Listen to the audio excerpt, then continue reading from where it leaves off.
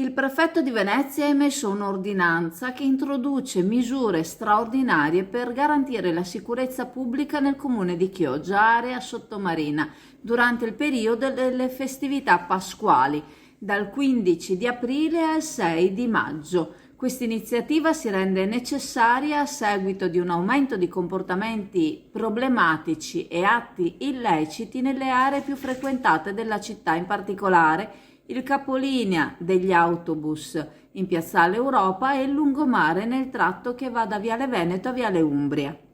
L'ordinanza stabilisce divieti di stazionamento in specifiche zone strategiche, mirando a prevenire gli episodi di violenza e i comportamenti che possano compromettere la tranquillità dei cittadini e dei turisti.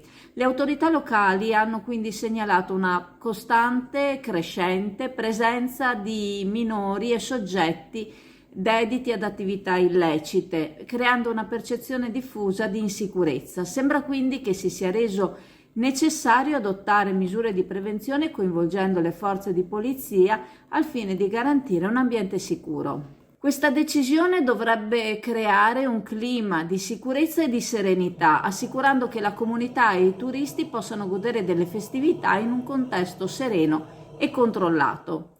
Il dubbio di una parte di coloro che hanno attività economiche nelle aree interessate è che i turisti vivano invece un clima non sereno e che possano decidere di rivolgere altrove il proprio interesse. Si tratta della prima volta che questa misura viene presa nel nostro territorio, i dubbi non sono pochi.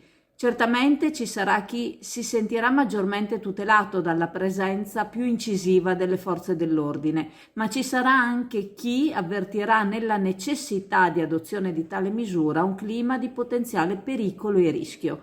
C'è chi si sarebbe accontentato di un paio di pattuglie in più sul territorio e che vede la zona rossa come un deterrente al turismo. Elisa, ma ho sentito parlare di questi topper che adesso sono in tendenza, ma cosa sono di preciso? Ecco Giorgia, questo è un topper in memory foam, memorizza la forma, torna un po' alla volta e ti farà un effetto proprio nuvola. Serve sia per ammorbidire un materasso all'interno, senti, prova a toccarlo, senti che morbidezza. Questa è la lente a memoria e senti il tessuto? Molto fresco anche, sì. È sempre il tessuto glacier che fa l'effetto fresco, istantaneo, dunque oltre a un effetto bello avvolgente il materasso risulterà molto morbido, non sentirai punti di contatto con il materasso perché sentirai questo effetto proprio avvolgente. Il memory foam serve proprio per ammorbidire il materasso e farti sentire avvolta e coccolata. Con il tessuto, questo qua che fa fresco, per l'estate è l'eccellenza. Fantastico. Fantastico, da provare.